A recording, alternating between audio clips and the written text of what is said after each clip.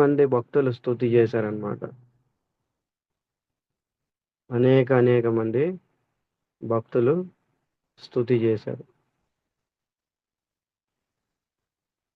ఎవరెవరు స్తుతి చేశారో గుర్తు తెచ్చుకోండి. అందరూ నోట్ చేసుకుంటున్నారా? ఎవరెవరు స్తుతి చేశారో మళ్ళా మీకు చెప్తున్నాను, నోట్ చేసుకోండి. మొట్టమొదటి స్తుతి వ్యాసులు వారు చేశారు. ఒక శ్లోకంలో 3 రోజులు చర్చించుకున్నాం. వ్యాసముని మొట్టమొదట స్తుతి చేశారనమాట. తర్వాత సూత గోస్వామి తన గురువు గారికి 2 శ్లోకాల్లో స్తుతి చేయడం జరిగింది. ఇవన్నీ గుర్తుంచుకోవాలి. ఏ శ్లోకము, ఎన్ని శ్లోకాలు, ఆ నెంబర్ ఏంటి, ఇవన్నీ కూడా గుర్తుంచుకోవాలి. శ్రీమద్ భాగవతం స్టార్టింగ్ లోని వ్యాసముని స్తుతి చేశారనమాట. స్తుతి యొక్క అంతర్గతంలో వస్తుంది. దానికోసం 3 రోజులు చెప్పుకున్నాం ఒకే శ్లోకం. తర్వాత రెండో స్తుతి సూత గోస్వామి తన గురువు గారైన సుఖదేవ్ గోస్వామికి 2 శ్లోకాల్లో స్తుతి చేశారు. తర్వాత సూత్ గోస్వామి భాగవత ప్రారంభిస్తున్నారు. 2 శ్లోకాల్లో స్తుతి చేస్తారు. నారాయణం నమస్కృత్యం నరం చైవ నరోత్తమం దేవీం సరస్వతీం వ్యాసం. ఈ శ్లోకాలు ఉన్నాయి కదా, భాగవత ప్రారంభానికి ముందు స్తుతి చేస్తున్నారు. దాని తర్వాత అర్జునుడు స్తుతి చేస్తాడనమాట. భగవంతుడికి, శ్రీకృష్ణుడికి అర్జునుడు స్తుతి చేస్తున్నాడు. ఆ స్తుతి చేసేటప్పుడు పరిస్థితి ఎలా ఉంది? భయంకరమైన పరిస్థితి ఏర్పడింది అనమాట. ఆ పరిస్థితి వచ్చినప్పుడు మనం కూడా ఆ శ్లోకాలు స్తుతి చేయాలనేసి ఎంతో చక్కగా మనం తెలుసుకున్నాం. తెలియకపోతే మళ్ళా రిపీటెడ్గా మీరు అన్నీ వినండి. ఈ వీడియోలు అన్నీ పంపిస్తున్నాను. మీరు చక్కగా 10 సార్లు వినడానికి ప్రయత్నం చేయండి. ఒకసారి వింటే అర్థం కాదు ఇవన్నీ. 2-3 సార్లు, 4 సార్లు, 5 సార్లు, ఎన్ని సార్లు అయితే అన్ని సార్లు వినడానికి ప్రయత్నం చేయండి. తర్వాత అర్జునుడి స్తుతి 2 శ్లోకాలు అయిపోతుంది. 4 శ్లోకాల్లో గత వారం మనం చెప్పుకున్నాము. ఇక అర్జునుడి స్తుతి అయిపోగానే ఉత్తర స్తుతి చేస్తాడనమాట. ఇప్పుడు మనం ఉత్తర కోసం తెలుసుకోవడానికి ప్రయత్నం చేద్దాం. శ్రీమద్ భాగవతం ప్రథమ స్కందం 8వ అధ్యాయము 9వ శ్లోకం, 10వ శ్లోకం ఉత్తర స్తుతి అన్నమాట. ఇది ఈ అందరు కూడా భాగవతం అంటే ఓపెన్ చేసుకోండి, లేదంటే వేదాభ్యాసులకు వెళ్ళి ఓపెన్ చేసుకోండి. ఇది ఉత్తర ద్వారా స్తుతి. అర్జునుడు భయంకరమైన స్థితిలో చిక్కుకొని ఉన్నాడు, స్తుతి చేశాడు. తర్వాత వ్యాసముని భాగవతానికి గ్లోరిఫికేషన్ చేశారు. తర్వాత సూత గోస్వామి తన గురువు గారికి గ్లోరిఫికేషన్ చేయడం, ఇవన్నీ చెప్పుకున్నాం. మరి ఆ ఉత్తర ఏ స్థితిలో ఉన్నప్పుడు స్తుతి చేసింది, దాన్ని కూడా మనం తెలుసుకుందాం. ఈ స్తుతి దేని యొక్క అంతర్గతంలోకి వస్తుందంటే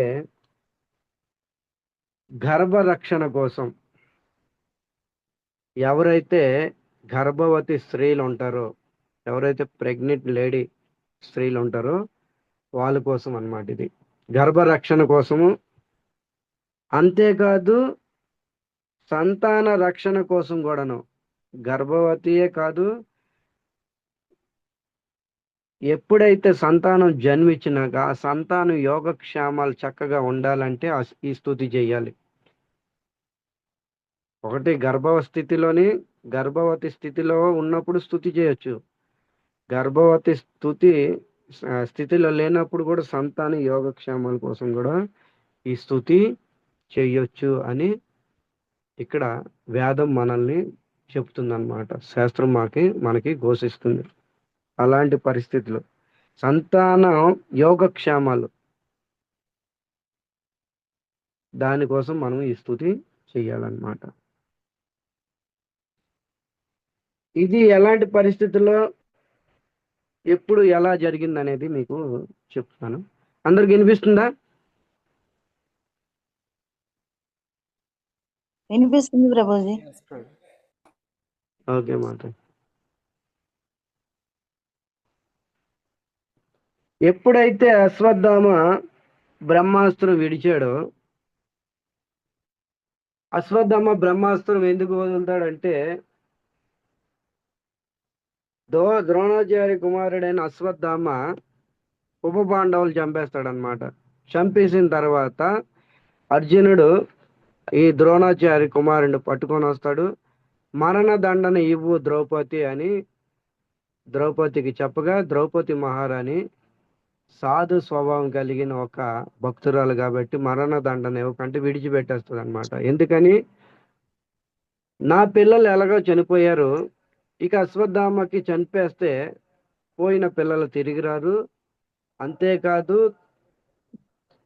కృపి భర్త పోయిన దుఃఖంతో ఇప్పటికీ ఉంది. అంటే అశ్వత్థామ తల్లి తన భర్త పోయిన దుఃఖంతో ఏడుస్తుంది. ఇక ఈ అశ్వత్థామని కూడా చంపేస్తే ఇక కృపి అనాది అయిపోతుంది. అందుకనే ఒక స్త్రీ ఒక హృదయము స్త్రీయే తెలుసును కాబట్టి విడిచిపెట్టేస్తుంది అనమాట. ఎలా విడిచిపెట్టేస్తుంది? మీరు ఏదైతే చేసుకోండి పాండవులారా, నేను మాత్రం ఈ అశ్వత్థామని ముక్తుడిని చేశాను, విడిచిపెట్టాను. ఇక పాండవులు ఏం చేస్తారు? ఈ అశ్వత్థామకి గుండు కొట్టి అక్కడక్కడ శిఖలాగా పెడతారనమాట. అది అవమాన కారణం అన్నమాట. ఆ రోజు అక్కడక్కడ శిఖల్లాగా పెట్టి, అంటే శిఖల్లాగా అంటే జుత్తు విడిచి గ్రామంలోకి వదిలేస్తారనమాట. అలా వదలడం, అలా చేయడము మరణ దండన కన్నా ఎక్కువ భావిస్తుంది శాస్త్రం. ఈ అవమానం తట్టుకోలేక పగతో రగిలిపోయిన అశ్వత్థామ తిరిగి కొన్ని రోజుల తర్వాత మళ్ళా బ్రహ్మాస్త్రాన్ని ప్రయోగిస్తాడు పాండవుల మీదకి, ఉత్తర మీదకి. ఉత్తర మీదకి ఎందుకు ప్రయోగిస్తాడు? పాండవుల యొక్క మూల బీజము ఉత్తర గర్భంలో పెరుగుతున్నాడు గమనించి ఈ శేష బీజాన్ని కూడా నాశనం చెయ్యాలనేసి అశ్వత్థామ నిర్ణయించుకుంటాడనమాట. అందుకనే పాండవుల 5గురికి 5 బ్రహ్మాస్త్రాలు, ఉత్తర మీద ఒక బ్రహ్మాస్త్రం, మొత్తం 6 బ్రహ్మాస్త్రాలు వదలడం జరుగుతుంది అన్నమాట. ఇది గమనించి ఉత్తర తెలుసుకుందన్నమాట. ఇక్కడ ఈ సిచ్యువేషన్ అందరికీ తెలిసిందే. కానీ ఇక్కడ ఒక ప్రశ్న అన్నమాట. ఇక్కడ ప్రశ్న ఏంటంటే, ఎప్పుడైతే బ్రహ్మాస్త్రము వస్తుందో, ఆ బ్రహ్మాస్త్రం వచ్చినప్పుడు అక్కడ పాండవులు ఉన్నారు, ఎంతో మంది వీరులు సూర్యులు ఉన్నారు, ఉత్తర కూడా ఉంది. మరి అందరికి కనిపించింది తర్వాత తెలుసుకున్నారు బ్రహ్మాస్త్రం వస్తుంది అనేసి. ముందు ఉత్తరయ్య దర్శనం చేసుకుంది బ్రహ్మాస్త్రాన్ని. ఉత్తరయ్య అర్థం చేసుకుంది బ్రహ్మాస్త్రం ఏదో ఒక లోకం నన్ను చంపడానికి వస్తుందని అర్థం చేసుకుంది ముందుగే. తర్వాత వాళ్ళందరికీ, పాండవులకి తర్వాత ఎంతో మంది యోధులు ఉన్నారు, వాళ్ళందరూ తర్వాత అర్థమైంది. మరి ఇక్కడ ఒక ప్రశ్న అర్థం అవ్వాలి. మీరు ఎన్నోసార్లు ఈ భాగవతం ప్రథమ స్కందం చదివేసే ఉంటారు నా అంచనాకి. దీనికోసం ఎప్పుడైనా చింతన చేస్తే మీరు చింతన చేయండి ఎప్పుడైనా సరే. మరి అంతమందికి కనిపించిన బ్రహ్మాస్త్రము తర్వాత కనిపించింది, ముందుగే గమనించింది అనమాట. ఉత్తర ముందే గమనించి పరుగులు తీసింది. ఉత్తర పరుగులు తీసింది. దానికి కారణము, ఉత్తరకు ముందే ఎందుకు తెలిసిపోయింది? దానికి కారణము, ఉత్తర అనన్య భక్తి చేసింది. బ్రహ్మాస్త్రం ముందే వస్తుందని తెలిసిపోయింది ముందే. దానికి కారణం ఏంటంటే ఉత్తర యొక్క హృదయము పరిశుద్ధం అయిపోయింది, శుద్ధాత్మ అయిపోయింది అన్నమాట. ఎవరైతే ఆత్మ శుద్ధి అయిపోతుందో వాళ్ళు భవిష్యత్తు తెలుసుకుంటారు. వాళ్ళకి భవిష్యత్తు ముందే తెలిసిపోతుంది అన్నమాట. అంటే రేపు ఏం జరగబోతుందో, తర్వాత సంవత్సరం క్రితం ఏం జరగబోతుందో, 4 సంవత్సరాలు 5 సంవత్సరాల తర్వాత ఏం జరగబోతుందో అనేసి తెలిసిపోతుంది అనమాట. ప్యూర్ సోల్, పవిత్ర ఆత్మ, ఎవరైతే అనన్య భక్తి చేస్తారో వాళ్ళ యొక్క సోల్, ఆత్మ శుద్ధి అయిపోతుంది. వాళ్ళు భవిష్యత్తు కనుగొనగలరు అనమాట, తెలిసిపోతుంది వాళ్ళకి. అందుకని ఇక్కడ కేవలం ఉత్తరయే కనుగొందనమాట, తెలిసిపోయింది నాకు నా వైపు బ్రహ్మాస్త్రం వస్తుందని. ఇక పాండవులు కూడా తెలుసుకోలేకపోయారు చూడండి, పాండవులు కూడా తెలుసుకోలేకపోయారు. ఇది అన్నమాట భక్తి యొక్క ప్రభావం. ఎవరైతే శుద్ధ భక్తి, ప్యూర్ చేస్తారో, పవిత్రమైన భక్తి ద్వారా హృదయం పవిత్రమైపోతుంది. సరే, ఇది ఇలా ఉంచండి. మీకు రామాయణం తీసుకొని వెళ్తాను. రామచరిత్ర మానస్లో తులసీదాస్ గోస్వామి ఒక దోహ రచించాడనమాట. ఇదే సంఘటనలో జరిగింది. రామాయణంలోని అహల్య ఉద్ధారణ లీలలోకి వస్తుంది. ఇది అహల్యని ఉద్ధారణ లీల. శ్రీరామచంద్రుడు జనక మహారాజ్ సారీ విశ్వామిత్రుడు జనక మహారాజ్ దగ్గరికి వెళ్ళి రామ లక్ష్మణ్ని తీసుకొని వెళ్ళాడనమాట. ఏ జనక, నీ పుత్రుని నా వైపు నా వెనకతలు పంపించు అనేసి అనేక విద్యా బోధనలు నేర్పించిన తర్వాత విశ్వామిత్రుడు కొంత దూరం తీసుకొని వెళ్తాడనమాట. అక్కడ చిత్రకూట దగ్గర ఒక పర్ణశాల ఉంటుంది. ఆ పర్ణశాల అందంగా ఉంటుంది, కానీ ఎవ్వరు ఉండరు అక్కడ. అక్కడ ఒక శిథిలమైన స్త్రీ యొక్క శిల్పాన్ని చూశాడనమాట శ్రీరామచంద్రుడు. చూడగా అప్పుడు శ్రీరాముడు అడుగుతాడనమాట, ఏ గురువు గారండి, అసలు ఎవరు ఈవిడ ఇంత అందంగా ఉంది, అసలు ఏంటి జరిగింది, చరిత్ర ఏంటని. అప్పుడు విశ్వామిత్రుడు చెప్తాడు, ఈవిడి అహల్య, ఈవిడి భర్త గౌతమ ఋషి ఈవిడికి శాపం పెట్టాడనమాట. ఎందుకు? ఇంద్రుడి ద్వారా మోసపోయింది. ఇంద్రుడు మోసంగా వచ్చి ఈవిడ్ని అపహరించాడు, బలాత్కారం చేశాడు. దాని కారణంగా గౌతమ ఋషి కోపం వచ్చింది, శిలగా అయిపోయాడు. ఇక రామ, నీ పాద స్పర్శ చెయ్యు, ఆ పాద రజంతోని ఈవిడ్ని ఉద్ధరించు అని రామచరిత్ర మానసలో ఉంది. ఇది యథార్థంగా ఇది నా దగ్గర ఉంది. ఇప్పుడు రామచరిత్ర మానస నేను చదువుతున్నా చూడండి. ఉద్ధారణ అయిపోయిన తర్వాత ఆ యొక్క స్త్రీ, ఎవరా స్త్రీ? అహల్య ప్రభు. అహల్య. అహల్య ఈ విధంగా అంటుంది చూడండి. దేని మీద చెప్పుకుంటాం గుర్తుందిగా పాయింట్? దేని మీద? ఆ ఉద్ధారణ, అహల్య ఉద్ధారణ పాయింట్, మెయిన్ శ్లోకం దేని మీద? ఉత్తర స్తుతి కదా ప్రభు. ఉత్తర స్తుతి. గర్భస్థితి. ఉత్తరకి ముందే ఎందుకు తెలిసిపోయింది అనే దాని మీద కదా. బ్రహ్మాస్త్రం ముందే వస్తుందని తెలిసిపోయింది. పాండవులు ఉన్నారు, ద్రౌపది ఉంది, అందరూ ఉన్నారు.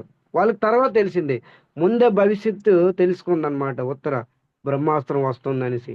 దాని మీద ఇప్పుడు చెప్పుకుంటున్నాం చూడండి. అహల్య చెప్తుంది,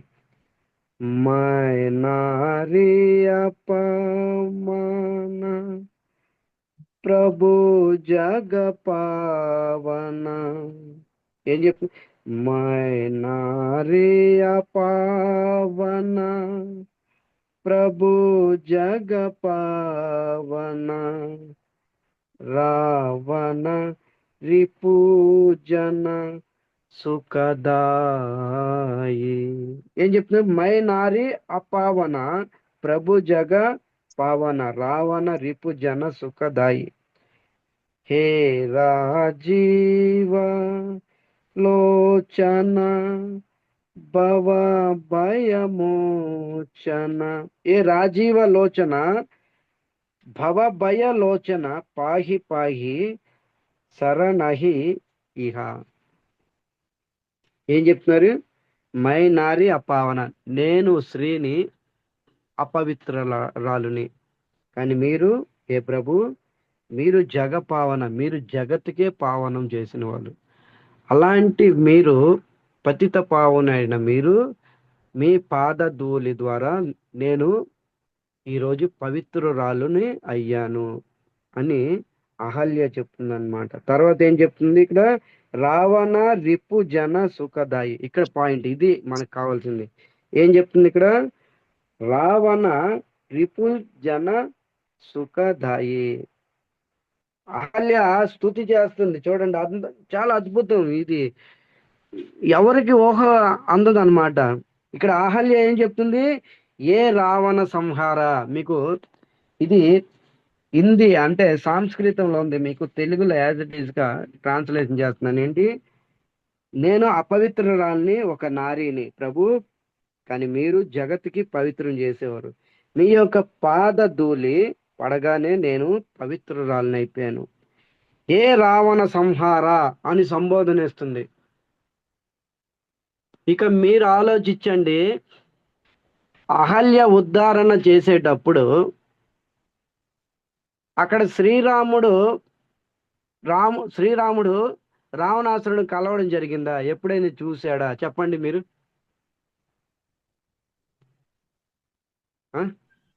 లేదు ప్రభు. ఎప్పుడైతే అహల్య ఉద్ధారణ చేశాడో రావణాసురుని శ్రీరాముడు చూడలే. ఎలా చూస్తాడు? శ్రీరాముడికి ఇంకా వివాహమే జరగలేదు. ఇంకా పుష్పవాటికకు వెళ్ళాలి, అయోధ్య నుండి అక్కడికి వెళ్ళాలి, దశరథ మహారాజు దగ్గర ఆ యొక్క శివబాణం వీరవాలి, అప్పుడు కదా స్వయంవరంలో సీతాదేవిని పరిణామం ఆడతాడు. ఇవన్నీ ఇంకేం జరగలే. జరగకముందే ఇక్కడ అహల్య ఏమని సంబోధిస్తుంది, రావణ సంహార అని సంబోధిస్తుంది. చూసారా, రావణ సంహార అంటే రావణాసురుడికి రాముడికి కలయిక లేదు, ఇంకా కలవలే, చూడలేదు. వాడు ఎలా ఉంటాడో తెలియదు శ్రీరాముడికి. ఈ కొత్త పేరు వింటున్నాడు శ్రీరాముడు ఈరోజు, రావణ అంటే ఎవరు అనేసి. లోపలైతే తెలిసిన భగవంతుడు అంతర్యామి, కానీ బయట అనుకుంటున్నాడు ఇది కొత్త పేరు ఏంటి అనేసి. దీన్ని బట్టి మీకేం అర్థమవుతుంది, ఇంకా ఏదో 15-20 సంవత్సరాల తర్వాత జరుగుతుంది ఇంక యుద్ధము. రావణ యుద్ధము 15-20 సంవత్సరాల తర్వాత జరగవలసిన భవిష్యత్తు ఈరోజు అహల్య ముందే స్తుతి చేస్తుంది. చూడండి, ఇది పాయింట్. నేను దేని మీద చెప్తున్నాను, అన్నమాట. ఎందుకు అలా జరిగింది? భవిష్యత్తు ముందే తెలుసుకుందన్నమాట. చూడండి, మీకు మ్యాటర్ పెట్టాను, రామచరిత్ర మానస్ చదవండి. దీన్ని ఎవరు చదువుతారు?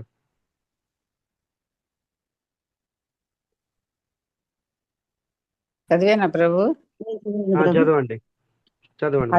పవిత్రమైన శోకనాశనకారి అయిన శ్రీరామ పాదము సోకినంతనే మహా తపస్విని అయిన అహల్య లేచి నిలబడి అంజలి ఘటించెను. భక్తులకు ఆనందప్రదుడైన శ్రీరాముని కాంచి ఆమె ప్రేమ విహల్యైనది, పులకిత గాత్ర అయినది. ఆమె నోట మాటయే రాలేదు. అత్యంత భాగ్యశాలి అయిన ఆ అహల్య ప్రచురణములకు ప్రణమిల్లేను. కన్నీరు సంతధారగా ప్రవహించెను. ఆమె ధైర్యమును కూడగట్టుకొని భక్తి పారవస్యంతో నిర్మల వాణితో శ్రీరామచంద్ర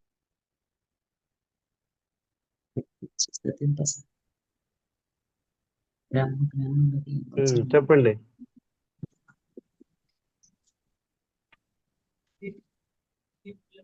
హరే కృష్ణ. మాతాజీ మీట్లో ఉన్నట్లున్నారు మాతాజీ. చూడండి, ఎవరు చదువుతారా అక్కడ నుంచి? ఇది కదులుతాంది ప్రభు, అందుకే చదవలేకపోతున్నా. ఓకే ఓకే, సరే.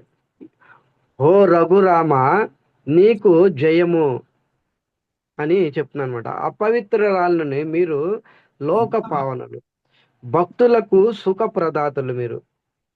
నేను అపవిత్రమైన దానిని, మీరు లోక పావనులు, మీరు భక్తులకు శుభ ప్రదానం చేకూర్చేవాళ్ళు. ఓ రావణారి ఉందా అక్కడ శబ్దం? అండర్లైన్ చేసుకోండి. ఉంది ప్రభు. ఉందా? ఓ రావణాది, అంటే ఓ రావణ సంహార. ఇంకా 20 సంవత్సరాల తర్వాత జరుగుతుంది యుద్ధం, ఇంకో జరగలే. అయినా ముందే అహల్య ఏం చెప్తుంది? రావణ సంహారి అని చెప్తుంది. దీన్ని బట్టి మీకు ఏం అర్థమవుతుంది?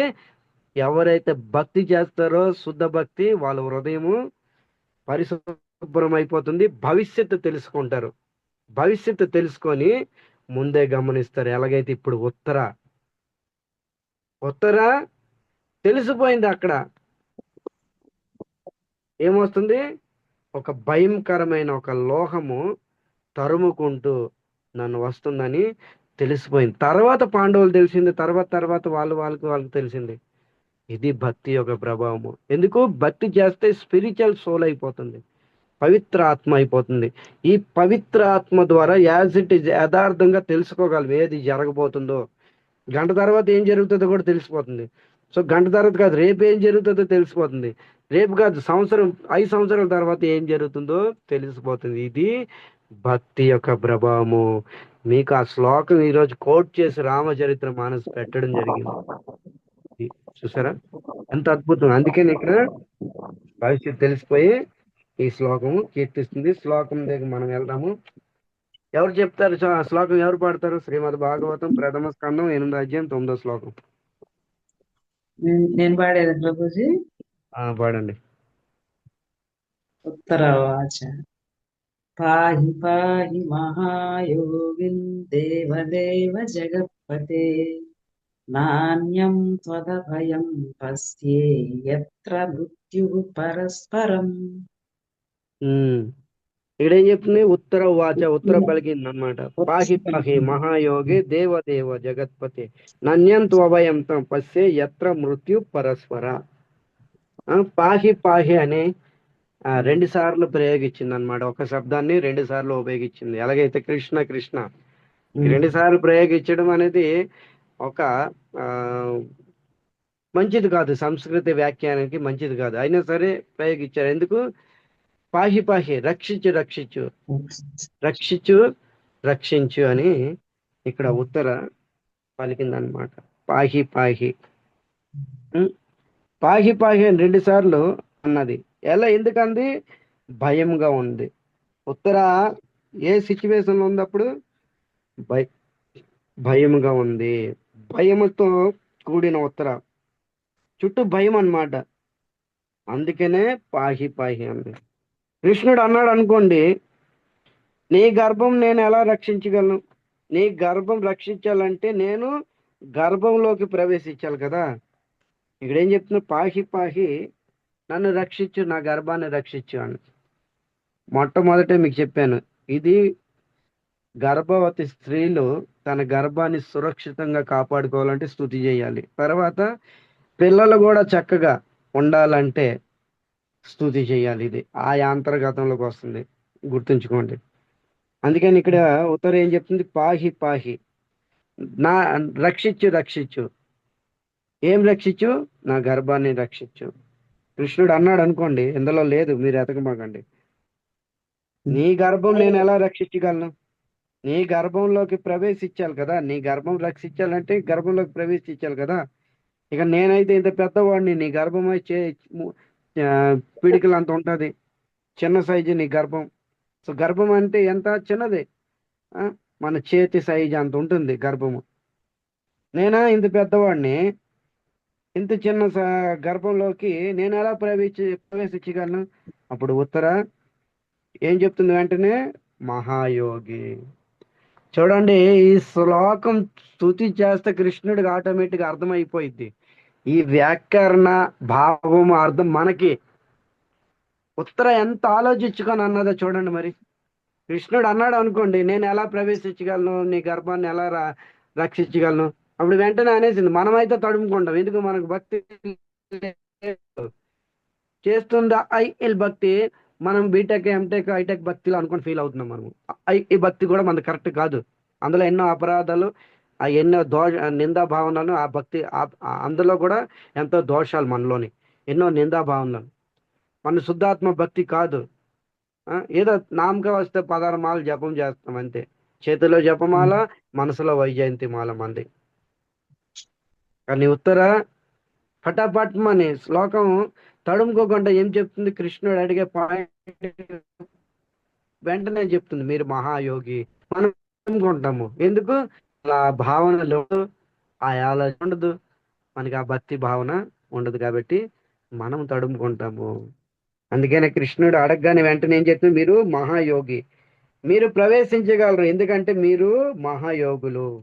మహాయోగులు అంటే ఈ ప్రపంచంలో యోగులు ఉన్నారు. యోగులు తెలుసు కదా, అష్టాంగ సిద్ధులు ప్రాప్తిస్తారు యోగులు.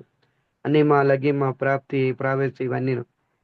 ఆ యోగులకే యోగులు శ్రీకృష్ణుడు మహాయోగి. అందుకని ఇక్కడ చెప్తున్నారనమాట. మీ మహాయోగి ఉపనిషత్తులో చెప్పడం జరిగిందనమాట. ఏంటి? అనయోర్ అనియ మహతో మహయ. అణువు కన్నా అణువుగా అయిపోగలడు, మహత్ కన్నా మహా అంటే విభు కన్నా విభు అవగలడు, అణువు కన్నా అణువు అయిపోతాడు కావాలంటే, లేదంటే విభు కన్నా విభు అయిపోతాడు కావాలంటే. ఇది మహాయోగి యొక్క స్థితి. అలా చేసుకోగలడు. ఆయన శరీరాన్ని అణువు కన్నా అణువుగా చేసుకోగలడు, మహాన్ కన్నా మహాన్ అయిపోతాడు అనమాట. విభు కన్నా విభు అయిపోతాడు. అందుకని ఇక్కడ ఉత్తర వెంటనే ఏం చెప్పింది? మీరు చేయగలరు, ఎందుకు? మీరు మహాయోగి. మీరు అతి సూక్ష్మ రూపము అంటే గర్భం కన్నా నా నోటిలో ప్రవేశించడానికి అతి సూక్ష్మ రూపం కూడా మీరు ధరించగలరు, ఎందుకంటే మీరు మహాయోగులు కాబట్టి. మీరు మహాయోగులు. మీరు ఏదైనా చేయగలరు. మీకు సాధ్యం అవుతుంది, ఏ పనైనా చేయడానికి మీకు సాధ్యం అవుతుంది. అందుకని ఇక్కడ చెప్తున్నారనమాట. కృష్ణుడు అన్నాడు అనుకోండి, నేను ఎలా బ్రహ్మాస్త్రాన్ని నిరోధించగలను, అధిరోధించగలను? నేను బ్రహ్మాస్త్రాన్ని ఎలా అధిరోధించగలను? బ్రహ్మాస్త్రం అంటే ఒక అస్త్రం, ఎవరు మానవులు మాత్రం నిర్మాణం చేయలే. ఇప్పుడు అణుబాంబు అంటే మానవులు నిర్మాణం చేశారు. బ్రహ్మాస్త్రం అంటే బ్రహ్మదేవుడు దాన్ని సొంతగా తయారు చేశాడు అనమాట. ఎంతో పవర్ఫుల్ శక్తి దాన్ని ప్రవేశించాడు. బ్రహ్మదేవుడు తయారు చేసిన తర్వాత చాలా చాలా పవర్స్ దానిలో ప్రవేశపెట్టాడు అనమాట. ఈ బ్రహ్మాస్త్రం అనేది ఒక ఇలాంటి భయంకరమైన అస్త్రము, సృష్టినే నాశనం చేసేస్తుంది. అవసరమైతే బ్రహ్మాండాలనే నాశనం చేసే శక్తి ఈ బ్రహ్మాస్త్రంకి ఉంది. ఎందుకంటే అంత పవర్ దాంట్లో యాడ్ చేశాడు బ్రహ్మగారు. అందుకని దాన్ని బ్రహ్మాస్త్రం. దీనికి విరుద్ధం ఏది లేదు. ఇది వచ్చిందా, ఒక్కసారి రన్వేలకు వచ్చిందే, ఫ్లైట్ టేకప్ అయిందంటే దీన్ని ఎవరు ఆపలేరు. ఒకసారి మార్గంలోకి వచ్చింది అనుకోండి బ్రహ్మాస్త్రాన్ని, ఎవరు ఆపలేరు. బ్రహ్మాద రుద్రులు ఆపలేరు. స్వయంగా బ్రహ్మ నిర్మించిన బ్రహ్మే ఆపలేడు, రుద్రుడు కూడా దీన్ని ఎదుర్కోలేడు. దీని యొక్క ప్రభావం అలాంటిది. అందుకనే కదా ఇక్కడ ఉత్తర భయపడిపోయి ప్రార్థన చేస్తుంది అనమాట. పాహి పాహి మహాయోగి. మీరు యోగులకే యోగులు. అతి సూక్ష్మంగా మీరు సూక్ష్మ రూపం ధరించి మీరు లోపలికి నా గర్భంలోకి ప్రవేశించగలరు. ఓకే, ప్రవేశిస్తాను, కానీ ఈ బ్రహ్మాస్త్రాన్ని నిరోధించడానికి నాకు అంత శక్తి లేదే. ఇది బ్రహ్మదేవుడు నిర్మాణం చేశాడు. ఇది ఎంతో చాలా పవర్, ఎంతో శక్తి. ప్రళయకాలం యొక్క తాపం, దీంట్లో టెంపరేచర్ వస్తూ ఉంటది, ఎంతో టెంపరేచర్ ఉంటుంది దీంట్లో, ఉష్ణోగ్రత ఎంత హై పవర్ ఉంటుంది అన్నమాట, వేడి. ఈ బ్రహ్మదేవుడు నిర్మాణం చేశాడు. దీన్ని నేను ఎలా ఆపగలను అని కృష్ణుడు అడిగాడు అనుకోండి, అప్పుడు వెంటనే ఉత్తర సమాధానం చెప్తుంది అనమాట. ఏమని? జగత్పతే దేవదేవ. మీరు దేవదేవ. బ్రహ్మదేవుడు కూడా ఒక దేవతే. ఏదైతే బ్రహ్మాస్త్రం నిర్మాణం చేశాడో ఆ బ్రహ్మ కూడా ఒక దేవతే. కానీ అలాంటి దేవతలకు కూడా మీరు దేవుడు. అందుకని ఇక్కడ ఏం చెప్తుంది? దేవదేవ. మీరు దేవతలకు కూడా దేవుడు, అంతేకాదు జగత్కి పతిలు. మీరు దేవదేవ జగత్పతి. చూడండి, శ్లోకం ఈ విధంగా ఆస్వాదించాలి. మీరైనా సార్లు 100 సార్లు పాడే ఉంటారు ఈ పాటికి నా అంచనా. పాహి పాహి మహాయోగి దేవదేవ జగత్పతి నన్యంత వవై అప్సం పశ్యే ఎత్ర మృత్యు పరస్పర అయిపోయే శ్లోకం. అనువాదం చెబుతాం, భాషించే జై బోలోకి అయిపోయే శ్లోకం. ఉత్తర ఉవాచ అయిపోయి ఇలాగ ఆస్వాదించాలి. మా గురువు మహారాజ్ చెప్తారు, ఇది ఆస్వాదన అంటే. రసాస్వాదనం, మర్దనం రసవర్ధనం. ఎంత మర్దనం చేస్తే అంతే రసం ఉత్పన్నం అవుతుంది. ఎంత మర్దనం చేస్తే అంతే రసం అనేది ఉత్పన్నం అవుతుంది అనమాట. ఇది శ్లోకం యొక్క ఆస్వాదన అనమాట. అయినా జగత్పతే, కృష్ణుడు కావాలని తప్పించుకోవాలన్నా తప్పించుకోలే ఛాన్స్ లేదు ఇక్కడ. అన్ని రకాల శబ్దాలని వ్యాఖ్యల్ని ప్రయోగిస్తుంది అనమాట. ఫస్ట్ ఏమన్నాడు, నేను ఎలాగా నీ గర్భాన్ని రక్షిస్తాను అని తప్పించుకున్నాడు. అప్పుడు వెంటనే ఉత్తరం ఏం చెప్పింది, మీరు రక్షించగలరు, ఎందుకంటే మీరు యోగిలు, సూక్ష్మ రూపం ధరించి నా గర్భంలో ప్రవేశించగలరు. రెండో తప్పించుకోవడానికి ఛాన్స్ కృష్ణుడు చూశాడు. నేను గర్భంలో ప్రవేశిస్తాను, ఓకే యోగి అన్నావు, మరి బ్రహ్మాస్త్రం, బ్రహ్మ ద్వారా అతి పవర్ఫుల్ తో తయారు చేసిన బ్రహ్మాస్త్రం, నేను ఎలా రక్షించగలను ఈ బ్రహ్మాస్త్రాన్ని? అప్పుడు ఏం చెప్తున్నా, మీరు దేవదేవ, మీరు బ్రహ్మదేవుడు కూడా దేవుడు మీరు.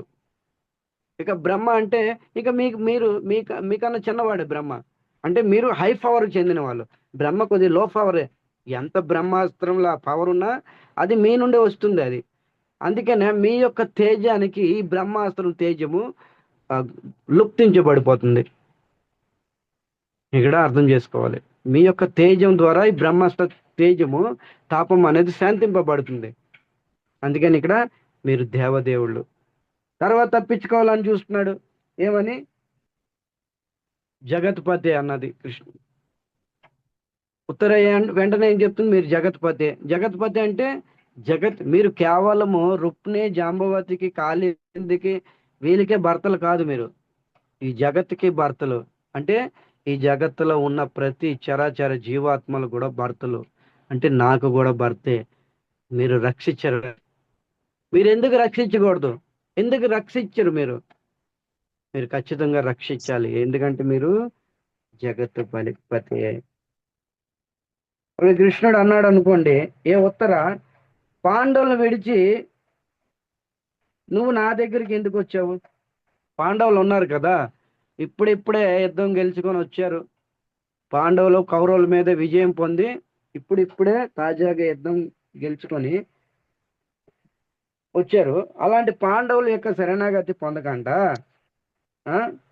నా దగ్గరికి ఎందుకు వచ్చావు?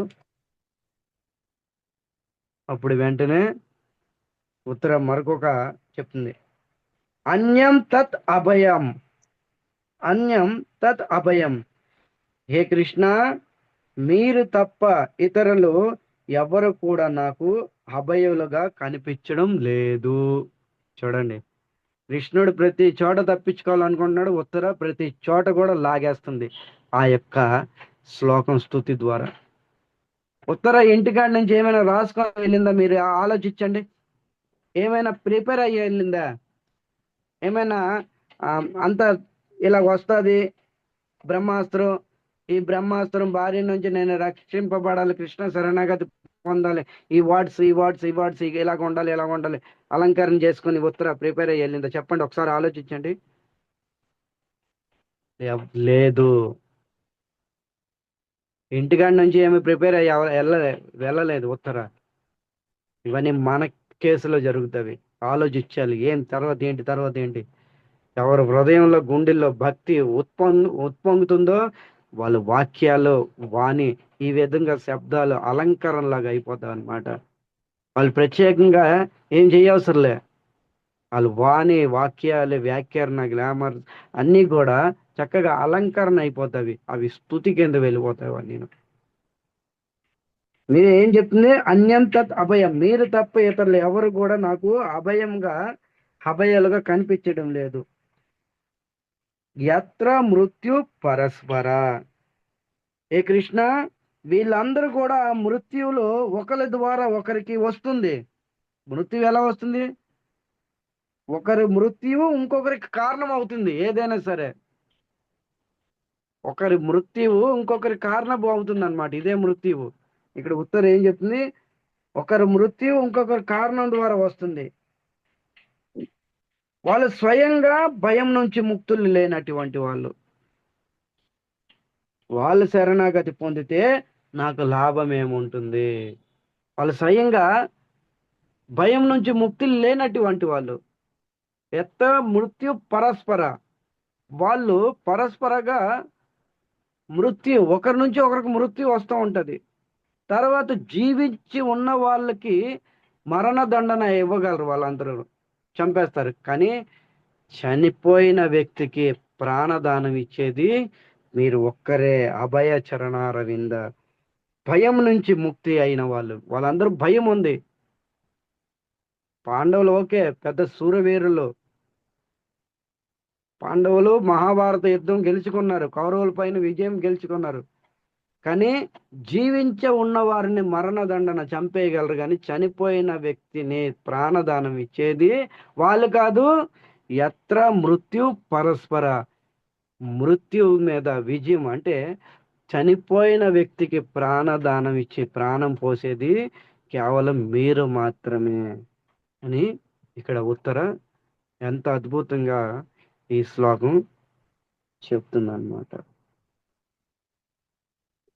వాళ్ళు స్వయంగా భయం నుంచి ముక్తులు లేరు. అలాంటి ముక్తులు లేనట్టు వాళ్ళకి శరణాగతి పొందడం లాభం ఉండదు. మీరు భయం నుంచి ముక్తులు అయిన వారు కాబట్టి మీ యొక్క రక్షణ కోసం మీ శరణాగతి పొందాను, అందుకనే మీరు ఖచ్చితంగా మమ్మల్ని రక్షించాలి అని ఇక్కడ ఉత్తర అద్భుతమైన స్తుతి అన్నమాట. ఇది భక్తి యొక్క ప్రభావము భక్తులరా. ఈ విధంగా ఉండాలి ఎప్పుడు కూడాను. ఎలాంటి పరిస్థితుల్లో, ఎలాంటి సిచ్యువేషన్లో ఆ శ్లోకం మనం స్తుతి చేయాలనేది నేర్పుతుంది అనమాట భాగవతం. నేర్చుకోవాలి ఇవన్నీను. ఏ స్థితిలో మనం చిక్కుకొని ఉన్నామో ఆ స్థితిని బట్టి మనం శ్లోకం ఉచ్చరించాలి.